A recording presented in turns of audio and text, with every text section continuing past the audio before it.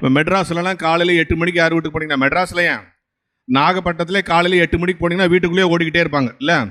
அது அந்த வீட்டில் ஸ்கூலுக்கு போகிற ஒரு குழந்தைய வச்சுச்சுங்க, ஷூவை காணும், சாக்ஸை காணும், டையை காணும், அதை காணும், இதை காணும். சில தாய்மார்க்கு குழந்தைக்கு சோறு விடுறத பார்த்து நீங்கள் ஜென்மத்துக்கு சாப்பிட மாட்டீங்க. அப்படி வெளிச்சு போட்டு தின்னு தின்னு தின்னு தின்னு ஆட்டோக்காரன்ட்டா தின்னு ஆட்டோ வரைக்கும் தொத்திக்கிட்டே போய் ஊட்டி ஒரு நாள் உடம்பு அவசரத்தில் ஆட்டோக்காரனுக்கு ஊட்டிருச்சு. அவன் சாப்பிட்டுட்டு நாளைக்கு வரட்டான்ட்டு போகிறான். அந்த டையை போட்டு இப்படி இறுக்கி கட்டி அந்த குழந்தைய கொண்டு போய் ஆட்டோவில் திருச்சி அந்த ஆட்டோ கொண்டு ஸ்கூலுக்குள்ளே கொட்டி அங்கே ஒரு மிஸ்ஸுக்கு உள்ள நோஞ்சோன்னா கீப் குவைட்டணும். குழந்தைங்க பேசணும் தான் நம்ம ஸ்கூலுக்கு அனுப்புகிறோம்.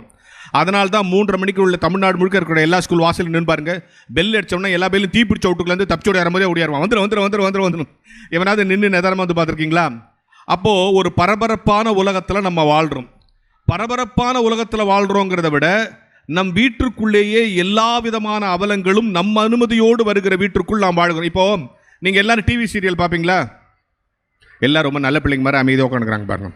எல்லோரும் பார்ப்பாங்க. சில பேர் சொல்லுவாங்க, நான் பார்க்க மாட்டேன் சார், எங்கள் வீட்டில் பார்த்துருப்பாங்க, நான் போகும்போது வரும்போது அப்படி பார்ப்பேன். ஒரு அம்மா சொல்லுது, அந்த ஒரு சீரியல் மட்டும் நான் பார்ப்பேன் சார், ஏன்னா அவளுக்கு என்ன கெதியாவதுன்னு பார்க்கணும், அது வரைக்கும் நான் பார்ப்பேன். நீங்கள் எல்லோரும் சீரியல் பார்ப்பீங்களா? நானும் பார்ப்பேன். இப்போ நான் ஒரு 5 டைலாக் சொல்கிறேன். நான் சொல்கிற 5 டைலாக்கு நீங்கள் பார்க்குற சீரியலில் வரல நீங்கள் சொல்லிட்டீங்கன்னா உங்களுக்கு 1000 ரூபா ப்ரைஸ். சரியா? நான் ஒரு 5 டைலாக் சொல்கிறேன், இல்லைன்னா ஒரு 5 ஸ்டேட்மெண்ட் சொல்கிறேன். நான் சொல்கிற 5 டைலாக்கும் 5 ஸ்டேட்மெண்ட்டும் நீங்கள் பார்க்குற சீரியலில் வரலன்னு சொல்லிட்டீங்கன்னா இப்போயே உங்களுக்கு 1000 ரூபா ப்ரைஸ். சொல்லவா? நம்பர் 1, அந்த குடும்பத்தை நான் பிரிக்காமல் விட மாட்டேன். நம்பர் 2, அந்த கல்யாணத்தை நான் நிறுத்தாமல் விட மாட்டேன். மீறி கல்யாணம் நடந்துச்சுன்னு வச்சுங்க, அந்த ஃபர்ஸ்ட் நைட்டை நான் தடுத்தே தீருவேன். மீறி அதுவும் நடந்துச்சுன்னு வச்சுங்க, அந்த குழந்தைய நான் கடத்தாமல் விட மாட்டேன். இல்லைனா அந்த கருவை நான் கலைக்காமல் விட மாட்டேன். இது இல்லாமல் ஒரு சீரியல் இருக்கா, என்ன பொருள்? நம் வீட்டிற்குள் நம் அனுமதியோடு எல்லா அவலங்களும் வந்துவிட்ட இந்த சூழலில் நம்மையும் நம் பிள்ளைகளையும் சுத்தப்படுத்துகிற ஒரே வேலையை புத்தகம்தான் செய்யும் என்பதற்காகத்தான் இந்த புத்தக கண்காட்சி இங்கே நம்ம நடத்தி கொண்டிருக்கோம். இப்போ என்ன சிக்கல்னு சொன்னால், சார் படிங்கன்னு சொல்கிறீங்க, எங்கள் பிள்ளைகள் இன்னைக்கு ஏன் படிங்கன்னு சொல்கிறோன்னா, சில பேர் சொல்கிறது குழப்பமாக இருக்கா. மெட்ராஸ் ஒரு இடத்துல எழுதி போடுகிறான், உங்களுக்கு எழுத படிக்க தெரியாதா, எங்களுக்கு எழுதி அனுப்புங்கள் சொல்லி தருகிறோம். எல்லாரும் அமைதியாக கரெக்ட் மாதிரி தருது. உங்களுக்கு எழுத படிக்க தெரியாதா, எங்களுக்கு எழுதி அனுப்புங்கள் சொல்லி தருகிறோம். அவனுக்கு தான் எழுத படிக்க தெரியாது, எப்படி எழுதி அனுப்புவான்? இது கூட பரவாயில்ல, கவர்மெண்ட்டில் ஒரு இடத்துல எழுதி போட்டுக்கிறான், அபாயம். என்னது அபாயம்? அபாயம்னா தெரியும், டேஞ்சர், அந்த பக்கம் போக மாட்டோம். அது கீழே எழுதிக்கிறான் எச்சரிக்கை. நீ தான் அபாயம்னு போட்ட, அப்புறம் எச்சரிக்கை தேவையே இல்லை. அதுக்கு கீழே எழுதிக்கிறான் 1000 வாட்ஸ் மின்சாரம் பாய்கிறது. என்ன அபாயம், என்ன எச்சரிக்கை? 1000 வாட்ஸ் மின்சாரம் பாய்கிறது. டீட்டெயில் எழுதிட்டான். அதுக்கு கீழே எழுதிக்கிறான் தொடாதே. அதை போய் நம்ம ஏன் தொட போகிறோம்? நீ தான் அபாயம்னு போட்ட, எச்சரிக்கைன்னு வேற போட்ட, 1000 வாட்ஸ் மின்சாரம் பாயுதுன்னு வேற போட்ட, அது கீழே தொடாதே. அது கீழே இன்னொன்று எழுதிக்கிறான், தொட்டால் செத்து விடுவீர்கள். ஏன்டா 1000 வாட்ஸ் மின்சாரத்தை தொட்டா செத்துருவோன்னு எங்களுக்கு தெரியாதா? அதுக்கு கீழே இன்னொன்று எழுதிக்கிறான் பாருங்க, அதான் ரொம்ப சூப்பர், மீறினால் தண்டிக்கப்படுவீர்கள். அவன் தான் செத்து போடுவானே, நீ யாரை தண்டிக்க போற? என்னன்னா ரொம்ப டீட்டெயிலாக சொல்றாங்களாம். எனவே இன்றைக்கு இந்த சமூகத்தில் நம்மை தெளிவான நடத்துகிற ஒரே வேலையை புத்தகம் செய்கிறது. ஆதி காலத்திலிருந்து புத்தகம் படித்து தான் நம் முன்னோர்கள் இந்த இடத்திற்கு வந்திருக்கிறார்கள். இப்போ ஒன்றும் இல்லை, இந்த புத்தகம் படிக்கிறது அவுட் ஆஃப் ஃபேஷன் அப்படிங்கிற ஒரு காலம் ஆயிட்டனால தான் தமிழக அரசு இல்லை, இந்த மக்களுக்கு படிக்கிற வாசிக்கிற விஷயத்தை கொண்டு வர வேண்டும் என்று இத்தனை பிரம்மாண்டமான செலவுகளை செய்து கொண்டிருக்கிறது. நீங்கள் நல்லா யோசித்து பாருங்க. இப்போ ஒன்றும் இல்லை, இங்கே இருக்கிற பெண்கள் எல்லாம் கேட்குறேன், நீங்கள் எல்லாம் தலையில் பூ வைப்பீங்களா? நான் தமிழில் தானே பேசுகிறேன். நீங்கள் தலையில் பூ வைப்பீங்களா? ஏன் வைக்கிறீங்க? ஏன் வைக்கிறோன்னு தெரியாமே இவ்வளோ காலம் வச்சுக்கிறாங்க பாரு. ஏன் வச்சுக்கிறீங்க? அழகுக்கு, அந்த அழகுக்கு, அப்புறம் வாசனைக்கு, ரைட், மங்களகரமாக இருக்கிறதுக்கு, இப்படி பல காரணம் சொல்கிறோம், பரவாயில்ல. ஆனால் பூ வைக்கிற பழக்கம் எப்படி வந்துச்சுன்னு ஒரு சின்ன குறிப்பு இருக்குது தெரியுமா? இப்போது எனக்கு பசிச்சிச்சின்னு வச்சுங்க, வயிறு சூடாயிடும். உணர்ச்சி வசப்பட்டேன்னு வச்சுங்க, உடம்பு சூடாயிடும். கோவப்பட்டால் என்ன ஆகிடும்? மூளை சூடாயிடும். இதான் சயின்ஸ். பசிச்சா வயிறு சூடாயிடும், உணர்ச்சி பசிப்பட்டா உடம்பு சூடாயிடும், கோவப்பட்டா மூளை சூடாயிடும். அதனால தான் கிராமத்தில் கோவக்காரனை சொல்லுவோம்ல, அவன் ரொம்ப மூளை சூட்டுக்காரன்பா சொல்கிறோம்ல. நம்மளே சொல்கிறோம்ல, கோவம் வந்தால் மண்டை காயுது மரியாதையாக போயிடுன்றோம்ல. அப்போ கோவம் வந்தால் மூளை சூடாயிடும். இதில் யாருக்கு தெரியுமா சீக்கிரம் சூடாயிடும்? பெண்களுக்கு தான் சீக்கிரம் சூடாயிடுமா. அதனால தான் குளிர்ந்த மணலில் கொண்டு போய் அங்கே வச்சு அது சூடாகாமல் பார்த்துக்கிறது. அதனால தான் சொல்லுது, கோவம் வந்தோடனே பூவை பிச்சு எரியுது பார்த்தீங்களா, மூளை சூடாயிடுச்சுன்னு அர்த்தம். ஒருத்தர் விசில் அடிக்கிறா, இது தெரியாமல் நான் பூ வாங்கி கொடுக்காம இருந்தேயா? இவ்வளோ பெரிய உண்மை இன்னைக்கு வந்து சொல்லியிருக்கேன். அப்போ நான் எதுக்கு சொல்ல வரேன்னா, நம் முன்னோர்கள் எப்படி வாழ்ந்தார்கள், நம் முன்னோர்கள் எப்படி பண்பாட்டோடு வாழ்ந்தார்கள். ஒரு வீட்டு வாசல்ல ஒரு கீரைக்காரமாக ஒரு பாட்டி, வயசான பாட்டி உட்காந்துருக்கு. அந்த பக்கமாக ஒரு கீரைக்காரமாக வருது. இந்த பாட்டி நம்ம முன்னோர்கள் எப்படி வாழ்ந்தார்கள்ங்கிற இலக்கணத்துக்கு சொல்கிறேன். இந்த பாட்டி அந்த கீரைக்காரமாக பார்த்து கீரை எவ்வளோமான்னு கேட்குது. அந்த அம்மா சொல்லுது 8 அணா. உடனே இந்த மாதிரி 4 நாக்கு கொடுப்பியா? இல்லை 8 அணா. 4 நாள் 8 அணான்னு ஒரு ஹீட்டட் ஆர்கியூமெண்ட் நடக்குது. எவ்வளோக்கு? 4 நாக்கு. கடைசியில் அந்த கீரைக்காரமா சரிம்மா 4 நாக்கு தான் கொடுமா தோத்துருச்சு. உடனே இந்த பாட்டி என்ன பண்ணுச்சு? 2 கட்டு வாங்கிடுச்சு. இது கேட்ட வேலைக்கு வாங்கிடுச்சு. இந்த கீரைக்காரமா இந்த கீரையை கொடுத்துட்டு இப்படி எழுதிச்சு, அப்படியே மயக்கச்சு விழுந்துச்சு. உடனே இந்த பாட்டி கடகடன் தண்ணி தெளிச்சு என்ன ஆச்சுன்னு உள்ள போய் காஃபியை சுட வச்சு கொடுத்து, அதுக்கு வச்சு இந்த 2 இட்லி கொடுத்து, என்ன காலையில் சாப்பிடாம வந்துட்டியான்னு சூடாக ஒரு தோசை சுட்டு கொடுத்து, மத்தியானம் சாப்பிடாம இருக்காதுன்னு கையில் ஒரு 30 ரூபா கொடுத்து தான் பழைய புடைய ஒன்று கொடுத்துச்சு. அந்த பேரன் பார்த்தான், இவ்வளோ நேரம் 4 நாக்கு அந்த பொம்பளையோட இவ்வளோ ஆர்கியூ பண்ணிட்டு இப்போ 300 ரூபா செலவு பண்ணிட்டிய பாட்டி, உன்னை புரிஞ்சிக்கவே முடியலன்னா. அதுக்கு அந்த பாட்டி சொல்லிச்சு, வணிகத்தில் தர்மம் கிடையாது, தர்மத்தில் வணிகம் கிடையாது. இதுதான் நம் முன்னோர்களுடைய வாழ்க்கை. இந்த வாழ்க்கையை எங்கே இருந்து தெரிந்து கொள்கிறோம்? புத்தகத்திலிருந்து தெரிந்து கொள்கிறோம். இந்த வாழ்க்கையை எங்கே இருந்து தெரிந்து கொள்கிறோம்? புத்தகத்திலிருந்து. என்ன சொன்னா, புத்தகம் சில மூளையில் ஏற்றி விடுகிற விஷயம். இன்னைக்கு இந்த நாட்டில் எல்லாம் தவறாக இருக்கிற பொழுது மனிதனை சரியாக ஆற்றுப்படுத்துகிற ஒரே வேலையை எது செய்கிறது? புத்தகம். சார், புத்தகம் படிக்கிறதுனால என்ன நன்மை? இந்த தம்பி சொன்னார்ல, உங்க பையன் ஃபெயில் ஆயிட்டான்னு சொன்னா வருத்தப்படாதீங்க, அவங்கிட்ட ஜெயிக்கிற இன்னொரு ஆற்றல் இருக்கணும். அதுக்கு ஒரு உதாரணம் சொல்லவா? கணித மேதை ராமானுஜம். அவர் தான் இந்த நாட்டில் மேக்ஸில் எக்ஸ்பர்ட். அவரை மாதிரி கணக்கு போட முடியாதுல்ல. யார் யார் நல்லா கணக்கு போட்டால் அவர் கணித மேதை ராமானுஜம் சொல்லுவாங்கல்ல. அந்த கணித மேதை ராமானுஜம் இங்கிலீஷில் ஃபெயிலு, 3 தடவை ஃபெயிலு, 3வது தடவை 3 மார்க்கில் ஃபெயிலு. நான் பொய் சொல்லலைங்க, கணித மேதை ராமானுஜம் வரலாற்று எடுத்து படிச்சு பாருங்க. அதனால் அவரால் ஹையர் ஸ்டடீஸ் போக முடியல. ஆர்பரில் ஒரு கிளார்க் வேலைக்கு போயிட்டாரு. கிளார்க் வேலைக்கு போன அந்த ராமானுஜம் உலக அளவில் கணித மேதையாக உருவானது எப்படி தெரியுமா? கிளார்க் வேலை செஞ்சுக்கிட்டே இருக்காரு. ஃப்ரீ டைம்லலாம் ஒரு லைப்ரரிக்கு போவார். அந்த லைப்ரரியில் புக் எடுத்து படிச்சுக்கிட்டே இருப்பார். அப்படி படிச்சுட்டு இருக்கும்போது அந்த லைப்ரரியில் கேம்பிரிட்ஜ் பல்கலைக்கழகத்திலிருந்து ஒரு பேராசிரியர் ஒரு பத்திரிகையில் ஒரு கணக்கு போட்டு, இந்த கணக்குக்கு யாராவது விடை எழுதுங்கன்னு எழுதியிருக்கார். நிறைய பேர் எழுதி போட்டாங்க, தப்பு. ராமானுஜமும் எழுதி போட்டார், கூட ஒரு லெட்டர் வச்சு அனுப்பிச்சார். அந்த கேம்பிரிட்ஜ் ப்ரொஃபசர் பார்த்துட்டு அசந்துட்டான். இதுவரைக்கும் வந்த ஆன்சர்லயே இந்த ஆன்சர் தான் கரெக்ட் ஆன்சர், ஸ்ட்ரைட் ஆன்சர். யார் எழுதியிருப்பான்னு கூட வச்சிருக்க லெட்டரை பார்த்தா அவர் நினைச்சாரு யாரோ ஒரு பெரிய ப்ரொஃபசர் எழுதியிருப்பான்னு நினைச்சாரு. கடைசியில் பார்த்தா ஆர்பரில் இருக்கிற ஒரு கிளார்க் அவர் பதில் எழுதினாரு. இதுவரைக்கும் வந்த ஆன்சர்லயே உன் ஆன்சர் தான் கரெக்ட் ஆன்சர், உன் ஆன்சர் தான் சரியான ஆன்சர், நீ என்ன கிளார்க்கா இருக்குன்னு சொல்லிட்டு ராமானுஜத்துக்கு லெட்டர் எழுதிட்டு என்ன தெரியுமா பண்ணார்? அவரு மெட்ராஸ் யூனிவர்சிட்டிக்கு லெட்டர் எழுதினார். டே, மெட்ராஸ் யூனிவர்சிட்டியில் இருக்கிற ப்ரொஃபஸரே, உன் கணித மேதைன்னு ஒருத்தர் தேடிட்டு இருக்கீங்களே, அவன் உங்க யூனிவர்சிட்டியில் இல்லடா, யூனிவர்சிட்டிக்கு எதிர்க்க ஒரு ஆர்பர் இருக்கு பார், அங்க கிளார்க்கா வேலை செஞ்சுட்டு இருக்காண்டா, அவனை போய் தூக்குங்கடா, அவன் தாண்டா இந்த நாட்டில் கணித மேதை ராமானுஜம் வெளிநாட்டுக்காரன் எழுதினான். எழுதுனதோடு நிற்கிற இங்க இருந்து புறப்பு ஒரு ப்ரொஃபஸரை நீங்க போய் அந்த ராமானுஜத்தை பார்த்துட்டு வாங்க, அவன் தான் கணிதத்தில் அறிவுன்னு சொல்லிட்டு ராமானுஜத்தை கேம்பிரிட்ஜ் பல்கலைக்கழகத்துக்கு வரவழைத்து தேர்வு எழுதாமலே பட்டம் கொடுத்தார்கள் என்பதுதான் ராமானுஜத்தினுடைய வரலாறு. அந்த ராமானுஜம் ஆங்கிலத்தில் தோற்று போனார், ஆனால் கணிதத்தில் ஜெயித்தார். நான் இங்க இருக்கிற பிள்ளைங்களுக்கு சொல்றேன், நான் போற கூட்டத்தில் சொன்னேன், இன்னைக்கு செல்போன் ஒரு பெரிய பிரச்சனையா இருக்கு. எல்லா பிள்ளைங்க எல்லா நான் ஸ்கூல்ல வாத்தியாரா இருக்கேன். இப்போ வாத்தியாரா இருக்குன்னா எங்க ஸ்கூல்ல ஒரு தடவை இன்னைக்கு இருக்கிற பையனை நேரே +2 பசங்களை எங்கள் ஹெட்மாஸ்டர் போட்டு அடின்னு அடிக்கிறார். உடனே நான் வந்து, ஏன் சார் அடிக்கிறீங்க? அருள் பிரகாஷ் இவன் என்ன பண்ணான் தெரியுமா? பஸ் ஸ்டாண்டில் போய் இந்த பொண்ணுங்களெல்லாம் பார்த்தான். உங்களுக்கு எப்படி தெரியும்னா, நான் அங்கே போனேன்னாரு. நீங்கள் ஏன் சார் அங்கே போனீங்கன்னா, இவன் பார்க்குறானான்னு பார்க்குறதுக்கு நான் போனேன். உடனே அந்த +2 பசங்களை விட்டுட்டே, ஏன்டா ஹெட்மாஸ்டர் இப்படி அடிலாம் அடிக்கிறேன், பஸ் ஸ்டாண்டில் போய் இந்த பொண்ணுங்களெல்லாம் பார்க்குறது தப்பு இல்லையா? அதில் ஒரு பையன் சொல்கிறான், சார் நீங்கள் தானே தமிழ் நடத்தும் போது சொன்னீங்க. என்னடா சொன்னேன்?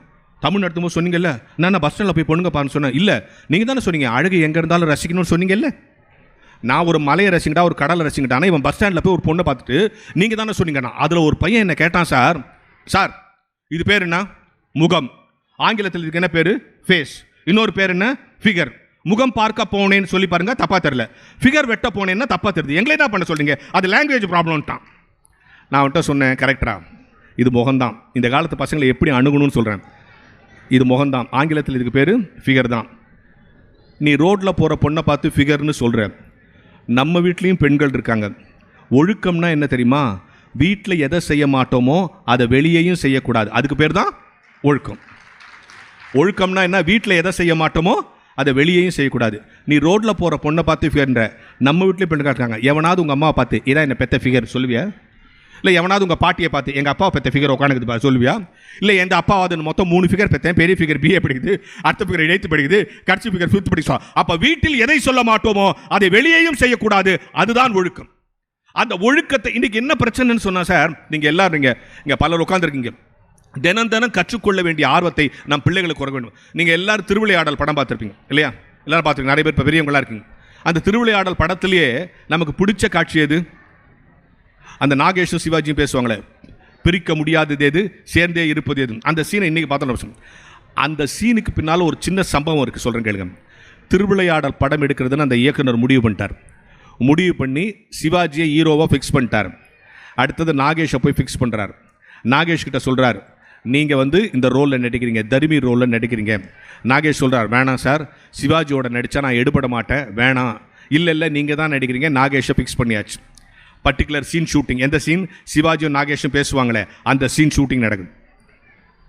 சீன் ஷூட்டிங் முடிஞ்ச உடனே அந்த டேரக்டர் போய் சிவாஜிட்டு, அண்ணே இந்த சீனில் சூப்பராக நடிச்சிட்டிங்கன்னு கை கொடுக்குறாரு. யாருக்கு? சிவாஜிக்கு. ஒன்று நெட்ஸ் அந்த யூனிட்டில் இருக்கிற லைட் மேனு, மேக்கப் மேன் எல்லாரும் போய் சிவாஜி கை கொடுக்குறான். அண்ணே நான் நல்லா இருக்குங்க. நாகேஷ் ஒரு ஓரமாக போய் நின்ட்டார். இதுக்கு தான் இந்த படத்தில் நடிக்க மாட்டோம், சிவாஜி இந்த சீனில் நம்மளை தூக்கி சாப்பிட்டாருன்ட்டு. இப்படி எல்லாரும் சிவாஜிக்கு கை கொடுத்தோன்னே சிவாஜி இல்லை, தள்ளுங்க தள்ளுங்க தள்ளுங்க தள்ளுங்கட்டு நேராக நாகேஷ்ட வந்தார். நாகேஷ் கை கொடுனார். நாகேஷ் சொன்னார், என்னென்னா எல்லாரும் உனக்கு கை கொடுக்குறாங்க, நீ போய் எனக்கு கை கொடுக்குறியே. அதுக்கு சிவாஜி சொன்னார், இல்லை இன்னும் 50 வருஷம் கழிச்சு இந்த படத்தை யாராவது பார்த்தாலும் இந்த சீனில் என்ன ரசிக்க மாட்டாங்க, ஒன்றை தான் ரசிப்பாங்க. இப்படி சொன்ன உடனே எல்லா கூட்டமும் நாகேஷ்ட வந்துட்டான். நம்மளால் தான் எங்கள் கூட்டம் சேர்த்து அங்கே ஓடிடுவானு. எல்லாம் நாகேஷ்ட கை கொடுத்தா, அண்ணே கை கொடுங்க கை கொடுங்க, சிவாஜியை உங்களை பாராட்டிட்டாரு, எப்படி நடிச்சிங்க இந்த ரோல்லாம். அப்போ நாகேஷ் ஒரு பதில் சொன்னார் பாருங்க, அதான் இந்த கூட்டத்துக்கான மெசேஜ். நாகேஷ் சொன்னார், இந்த படத்தில் தானா புலம்புற தர்மி கேரக்டர்னு டைரக்டர் எனக்கு சொல்லிட்டாரு. நான் டெய்லி மயிலாப்பூர் கபாலீஸ்வரர் கோயில் குளத்தில் வாக்கிங் போவேன். அங்கே ஒரு பைத்தியக்காரன் தானாக பேசி நிற்பான். டெய்லி அவனை பார்த்து அவன் செய்கிறத அப்படியே இங்கே செஞ்சேன். அந்த பைத்தியக்காரன் தான் எனக்கு இன்ஸ்பிரேஷன் சொன்னார். என்ன பொருள்? கற்றுக்கொள்ள வேண்டும் என்ற ஆர்வம் இருந்தால் பைத்தியக்காரனிடத்திலிருந்து கூட கற்றுக்கொள்ளலாம். கற்றுக்கொள்ள முடியாது என்று முடிவெடுத்து விட்டால் நாம் பக்கத்து வீட்டில் திருவள்ளுவர் இருந்தாலும் பயனில்லை. எனவே கற்றுக்கொள்ளுகிற ஆர்வத்தை வளர்ப்பதற்குத்தான் இந்த புத்தக கண்காட்சி நடத்தப்படுகிறது. எல்லா இடத்திலும் புத்தக கண்காட்சி நடத்துது. இன்வால்மெண்ட். ரெண்டாவது, உங்கள் பிள்ளைகளுக்கு சொல்லிக் கொடுக்குற விஷயம் இன்வால்மெண்ட். எல்லாரும் எங்கள் ஸ்கூலில் ஒரு பையன் இங்கிலீஷ் மீடியம், எலக்ட்ரிசிட்டினா எலக்ட்ரிக் குட்டின்றான். ஒன்று teacher, say properly, not electric குட்டி, எலக்ட்ரிசிட்டி. எலக்ட்ரிக் குட்டின்னா போய் உங்கள் அப்பா கூட்டினாடா. உங்கள் பையன் பாருங்கள் சார் சரியாக படிக்க மாட்டான். என்ன எலக்ட்ரிசிட்டினா எலக்ட்ரிக் குட்டின்றான். அவங்கப்பா அவ்வளோதான் அவனுக்கு கெப்பா குட்டி, நான் என்ன பண்ணுறதுன்ட்டார். அந்த ஆளுக்கு கெப்பாசிட்டி வரல. உடனே நேராக ஹெட்மாஸ்டர் ரூம் கொடுத்தார். சார் இவனை இங்கிலீஷ் மீடியத்தில் மாற்றிடலாம். ஏன்? எலக்ட்ரிசிட்டிக்கு எலக்ட்ரிக் குட்டின்றான், அவங்க அப்பா கெப்பாசிட்டிக்கு கெப்பா குட்டிங்கிறான். அந்த ஹெட்மாஸ்டர் சொல்லிக்கிறான், இதெல்லாம் வெளியே பப்ளிக் குட்டி பண்ணாத, கம்முன்னு போன்ட்டான். அந்த ஆளுக்கு பப்ளிசிட்டி. ஆரிஜின் ப்ராப்ளம் நல்லா புரிஞ்சுங்களேன். இத்தனை பெரிய கூட்டம், இத்தனை பெரிய செலவு, இத்தனை பெரிய ஏற்பாடுகள், இத்தனை பேச்சாளர்களுடைய பயணம், இத்தனை செலவு எதுக்கு தெரியுமா?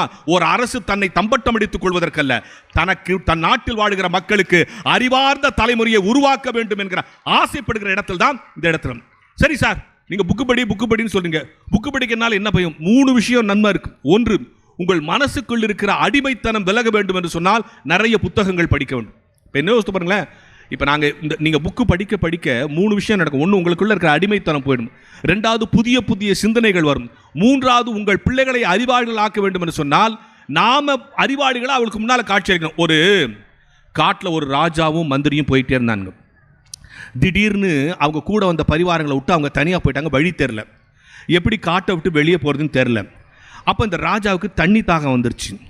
உடனே ராஜா அந்த மந்திரியை கூப்பிட்டு எங்கேருந்தா தண்ணி எடுத்துனுவான்னா. அவன் சுற்றி முற்றி பார்த்துட்டு, ஒரே காடாக இருக்குது, இங்கே தண்ணியே கிடைக்கல. இப்போ எனக்கு என்ன தண்ணி வேணுமே, என்ன பண்ணுறதுன்னப்போ அந்த காட்டுக்குள்ளே ஒரு குருட்டு பிச்சைக்காரன் வந்து நேர்கிறான். இவனை கேட்டு பாருண்ணா. மந்திரி சொன்னால், இவனே குருடனாக இருக்கிறாரு, இவருக்கு எப்படி தெரியும், இருந்தாலும் கேட்டு பார்க்கலான்னு. ஐயா இந்த பக்கம் எங்கன்னா தண்ணி கிடைக்குமா, ராஜாவுக்கு தண்ணி வேணும்னா. அப்படியான்ட்டு அவன் என்ன பண்ணான், அந்த குருடன் ஒரு பக்கம் நின்று அப்படின்னா, இன்னொரு பக்கம் நின்று 4 பக்கம் அப்படி மூக்கை உறிஞ்சி பார்த்துட்டு, இந்த பக்கம் போங்க ஒரு குளம் இருக்குதுன்னா.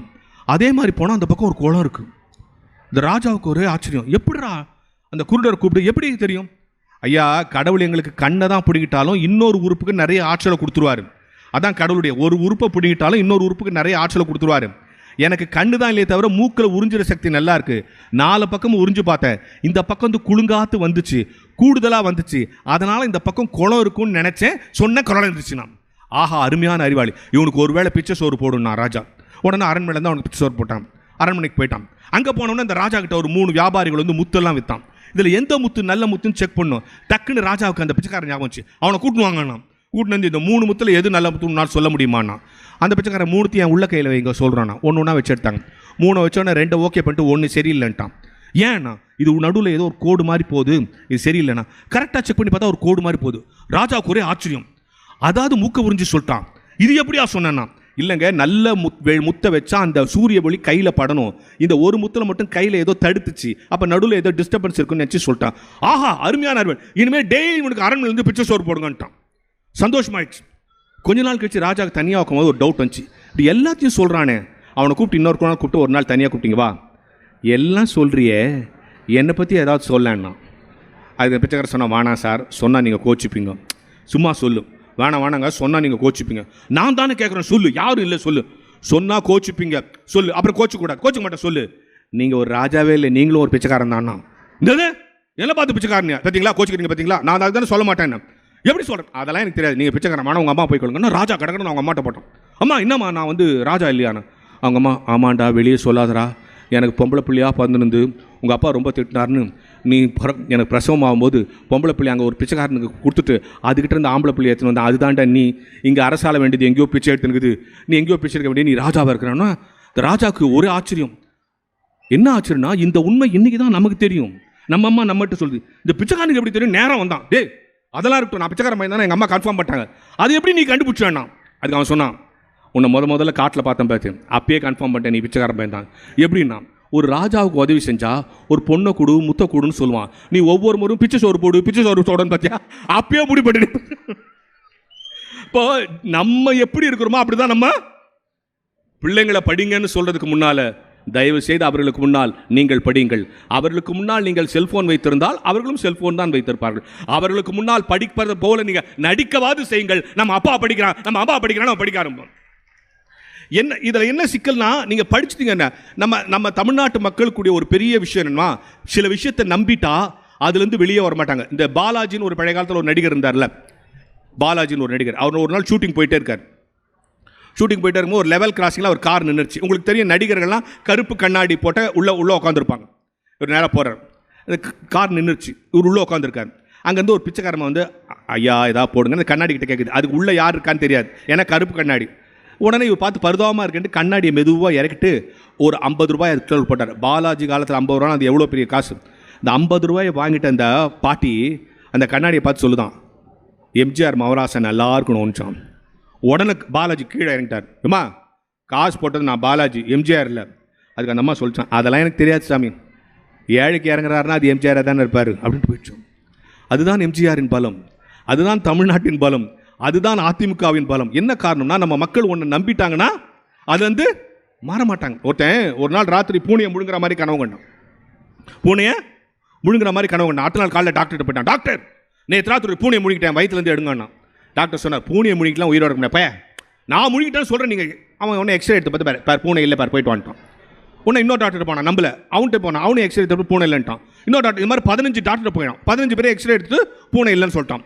16வது ஒரு டாக்டர் போய் சொன்னான். அந்த டாக்டர் தான் கண்டுபிடிச்சான், இவன் பூனையை முழுங்கலை, முழுங்கிட்டு தான் நம்புறான் பாரு, அதான் இவங்கிட்ட இருக்கிற பிரச்சனை. அப்போது அந்த நம்பிக்கை எடுக்கணுன்ட்டு அவன் என்ன பண்ணான், எக்ஸ்ரே எடுத்து எக்ஸ்ரேல அவனே ஒரு அழகாக பூனை வரைஞ்சி, ஆமாப்பா நீ முழுங்கிட்டு உள்ள பூனை இருக்குதுப்பாண்ணா. அவன் கேட்டான், 15 முட்டா போய் டாக்டர் எடுக்கல, நீங்கள் எப்படி எடுத்தீங்கண்ணா? அவன்லாம் லைட்டை போட்டுனே எடுத்துக்கிறான்ப்பா, பூனை வெளியே வரல, நான் இருட்டில் எடுத்தேன், கப்புன்னு வச்சு பிடிச்சிட்டானா. அருமையான டாக்டர், கண்டுபிடிச்ச நீங்கள் தான் வெளியே எடுக்கணும், நீ ஒன்றும் கவலைப்படாத, நாளைக்கு வா நான் ஆப்ரேஷன் பண்ணி எடுத்துறேன்ட்டு அவனை அனுப்பிச்சிட்டு கம்பவுண்டர் கூப்பிட்டு சொன்னான், அதை போகிறான் பார், அவன் பூனையை முழுங்கலை, முழுங்கிட்டு தான் நம்புறான் பாரு, அதான் அவன்கிட்ட இருக்கிற பிரச்சனை. அதனால் நாளைக்கு ஒரு பூனைக்குட்டி ரெடி பண்ணிக்கோ, அவன் ஆப்ரேஷன் தேட்டரில் உட்கார வச்சு டப் டுப்புன்னு அடிச்சு பூனை எத்தாச்சுன்னு சொல்லலான்ட்டு அவன் அந்த கம்பவுண்டர் ஒரு வெள்ளை பூனைக்குட்டி ரெடி பண்ணிக்கலாம். அடுத்த நாள் வந்தவன நான் ஆப்ரேஷன் தேட்டருக்கு வச்சு லைட் செட்டு டப் டுப்புன்னு ஆச்சு, இந்தாப்பா உன் வயிற்றுலேருந்து பூனை எடுத்தாச்சுன்னா. ஆஹா அருமையான டாக்டர், 3 மாதத்துக்கு முன்னாலே உங்ககிட்ட வராத போயிட்டேன் என்னன்னா, அதனால என்னப்பா பூனை தான் இப்போ எடுத்தாச்சுன்னா. அது இல்லை டாக்டர், நான் முழுங்கிறது கருப்பு பூனை, நீங்கள் எடுத்துக்கிறது வெள்ளை பூனை, அது உள்ளே போய் குட்டி போட்டுச்சு, மற்ற பூனை வெளியேட்டான். அந்த டாக்டர் தொழிலே விட்டுருப்பான்ல. நல்லா புரிஞ்சுங்க, இந்த புத்தக கண்காட்சியில் இத்தனை பேர் வந்து பேசுகிறார்கள், இத்தனை கலை நிகழ்ச்சி நடக்கிறது, நான் பேசுகிறேன், எனக்கு பின்னால் அண்ணன் பேச போகிறார். என்ன நோக்கம் தெரியுமா?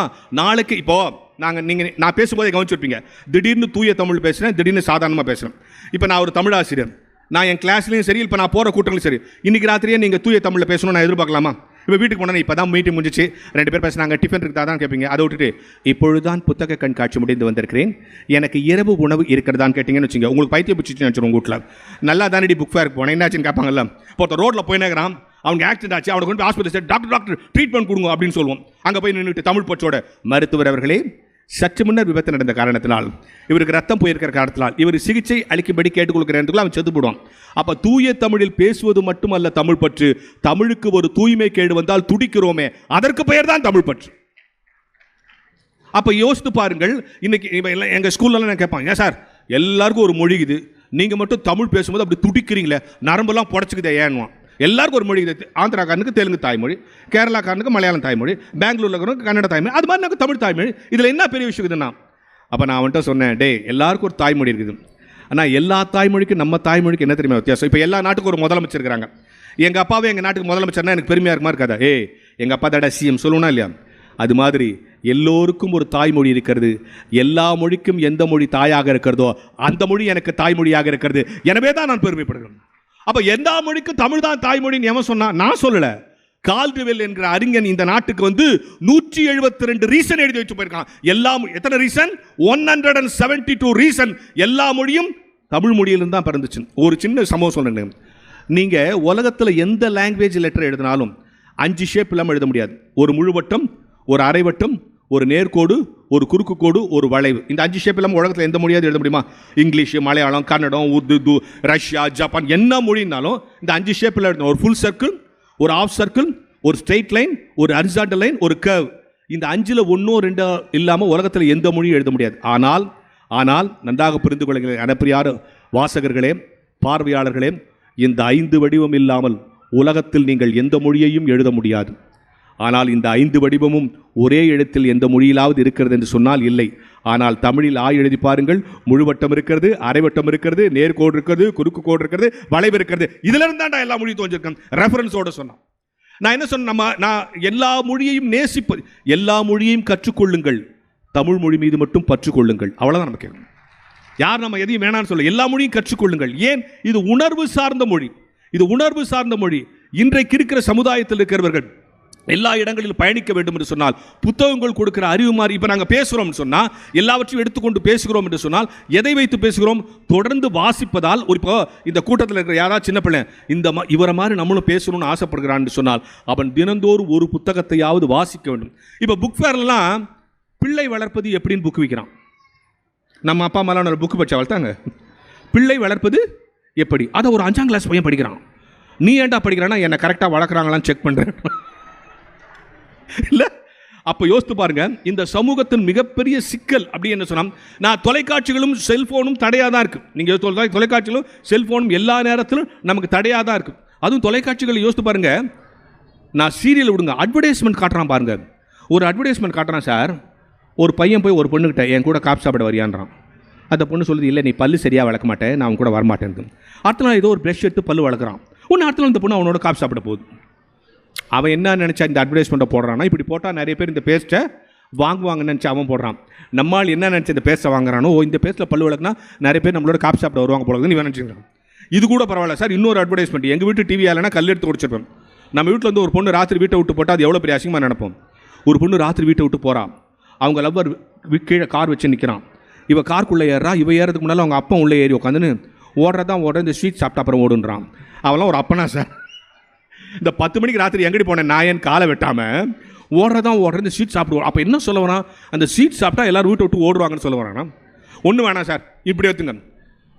இப்போ நான் இங்கே பேசினே இருக்கிறேன். இப்போ எங்கள் ஒய்ஃபுக்கு ஒரு ஃபோன் வருதுன்னு வச்சுங்க. நம்ம பக்கத்து தெருவில் ஒரு கொலை நடந்துச்சு, எங்கள் ஒய்ஃபுக்கு ஃபோன் வருது. எங்கள் ஒய்ஃப் என்ன பண்ணுவாங்க? எனக்கு ஃபோன் பண்ணுவாங்க. சார் எங்கெங்க இருக்கிறீங்க?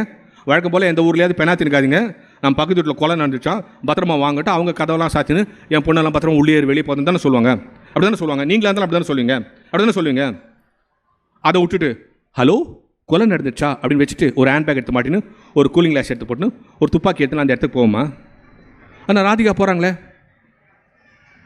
நம்ம பார்க்குறோமே, அது யதார்த்தத்துக்கு மீறியதா இல்லையா?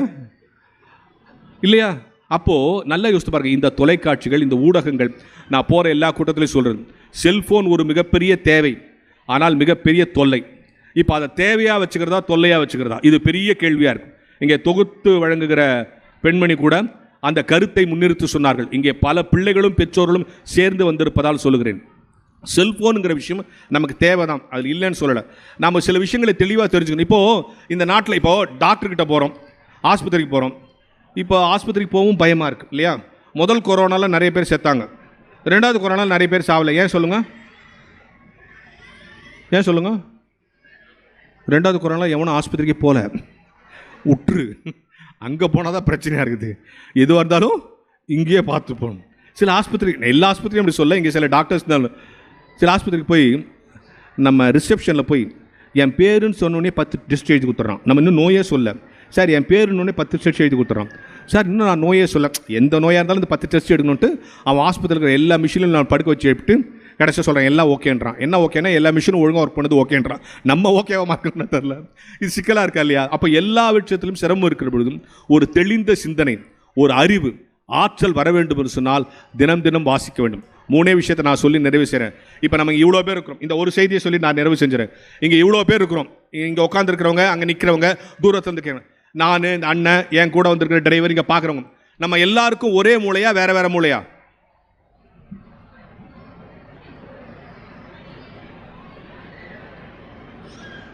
நீங்கள் ரொம்ப புத்திசாலி தெரியுமா? கொஞ்ச நேரம் அமைதியாக இருந்தால் அவரே சொல்லிடுவார். இல்லை, நம்ம எல்லாருக்கும் ஒரே மூளையா வேற மூளை? சும்மா யாரோ ஒருத்தர் சொல்லுவேன் ஒரே மூளை. சரியா? ரைட், உங்கள் ஆன்சர் ஒரே மூளை. இப்போ நான் மூளையினுடைய 3 இலக்கணங்களை சொல்லுகிறேன். இதை சொல்லி நிறைவு செஞ்சலாம். நன்றாக கவனித்துக் கொள்ளுங்கள். ஒரு புத்தக கண்காட்சிக்கு வருவதின் நோக்கம் புத்தக கண்காட்சி அல்ல. எந்த பேச்சை நீங்கள் கேட்டாலும், எந்த உரையை கேட்டாலும், யாருடைய சொற்பொழிவை கேட்டாலும், இந்த அரங்கத்தை விட்டு வெளியே போகிற போது what is the take home message today, இன்றைக்கு நான் வீட்டிற்கு என்ன எடுத்துக்கொண்டு போகிறேன் என்று நீங்கள் கேட்க வேண்டும். அப்படி எதையாவது நீங்கள் எடுத்துக்கொண்டு போவீர்கள் என்று சொன்னால் இந்த நிகழ்ச்சியும் இந்த பேச்சும் வெற்றி இல்லையா? ஏதாவது வீட்டுக்கு எடுத்துட்டு போகணும். சரி, இப்போ நீங்க என்ன சொன்னீங்க? எல்லாருக்கும் மூளை ஒண்ணுதான் சொல்லிட்டு. அண்ணா இன்னைக்கு காலையில் என்ன சாப்பிட்டீங்க? தோசை. அண்ணன் இன்னைக்கு காலையில் என்ன சாப்பிட்டீங்க? தோசைன்னு சொல்லிட்டார். இப்போ அண்ணனை பார்த்தனா போன மாதம் 12ஆம் தேதி மச்சான் என்ன சாப்பிட்டீங்க அப்படின்னா பாடா அப்படின்னு சொல்லுவார்ல. இன்னைக்கு காலையில் சாப்பிட்டது ஞாபகம் இருக்கும். இப்போ நம்ம பேர் நமக்கு மறந்துடுமா? திடீர்னு யாராவது கூப்பிட்டு எனக்கு பேர் வச்சு ரொம்ப நாள் ஆச்சு, என் பேர் என்ன சொல்லுன்னு கேட்குமா? கேட்க மாட்டோம். இப்போ இந்த ஃபங்க்ஷன் முடிஞ்ச உடனே உங்கள் வீடு உங்களுக்கு மறந்துடுமா? ஐயோ எங்கள் வீட்டு அட்ரஸ் மறந்து போச்சு யாராவது சொல்லுங்களா? அப்போ நம்ம மூளையினுடைய முதல் ஆற்றல் என்ன தெரியுமா? எதை சேவ் பண்ணணும், எதை எரேஸ் பண்ணணும். இன்னைக்கு சாலில் சாப்பிட்டு ஞாபகம் இருக்கு, ஒரு வாரம் கழிச்சு இதுவும் மறந்துடும். அப்போ நம்ம மூளையினுடைய முதல் ஆற்றல் என்ன? சேவ் பண்ணும், எரேஸ் பண்ணும். எதை சேவ் பண்ணிக்கணும், எதை எரேஸ் பண்ணணும். 2வது ஆற்றல் என்ன தெரியுமா? நம்ம மூளைக்கு இந்த உலகத்தில் இருக்கிற எல்லா கம்ப்யூட்டரை விட நம்ம மூளை தான் ஸ்பீடு. பொய் சொல்லல. அதுக்கு ஒரு உதாரணம் சொல்லவா? இந்த உலகத்தில் இருக்கிற எல்லா கம்ப்யூட்டரை விட நம்ம மூளை தான் ஸ்பீடு. அதுக்கு ஒரு உதாரணம் சொல்லவா? ஒரு பெரிய ரோடு, இந்த பக்கம் ஒரு டெய்லர் கடை, அந்த பக்கம் இருந்து ஒருத்தன் பைக்கில் வரான். இந்த டெய்லர் கடைக்கு நேராக நிற்கிறான், கிராஸ் பண்ணி வரல. அங்கே நின்று இந்த டெய்லரை பார்த்து ஹலோ அப்படிங்கிறான். உடனே அந்த டெய்லர் சொல்கிறான் அடுத்த வாரம் கொடுத்துட்றேன்றான். இவன் போயிட்டான். உங்களுக்கு என்ன புரிஞ்சிச்சு? இவன் ஏதோ துணி கொடுத்துக்கிறான், அதை கேட்குறான், அது இன்னும் தைக்கல. அர்த்தம் இது ஒன்றும் ஒரே கான்வர்சேஷன் தான். ஹலோன்னா அவன் அடுத்த வாரம் கொடுத்துட்றேன்னா, இவன் இறங்கி நின்று நான் துணி கொடுத்தனே தைச்சிட்டிங்களான்னு கேட்கல. அவன் துணியை கேட்குறீங்களா, அது இன்னும் தைக்கணும்லாம் சொல்ல.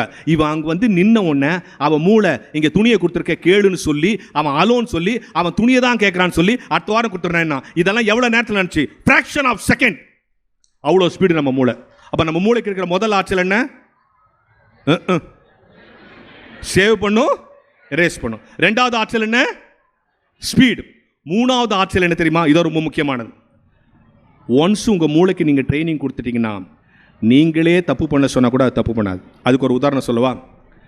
சர்க்கஸில் இந்த கடைசி காட்சி ஒன்று காட்டுவோம் பார்த்தீங்களா? ஒரு ரவுண்டு இருக்கும், அதில் ஒரு பொண்ணு இருக்கும், அந்த ரவுண்டு அப்படியே சுற்றும். இங்கேருந்து கண்ணை கட்டின்னு ஒருத்தன் கத்தி அடிப்பான், அந்த பொண்ணு மேலே படாமல் அந்த பலகையிலேயே படும். இப்படி ஒன்று பார்த்துருக்கோம்ல? ஒரு சர்க்கஸில் இந்த கத்தி அடிக்கிறவனுக்கும் அந்த பொண்ணுக்கும் தகராறு ஆயிடுச்சு.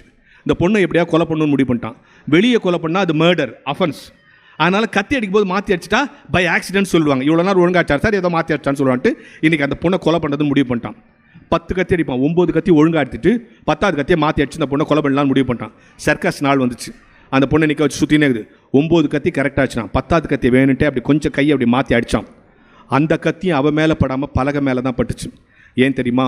தொடர்ந்து பயிற்சி கொடுக்கப்பட்ட இந்த மூளை மனசு தப்பு பண்ண சொன்னா கூட பண்ணல.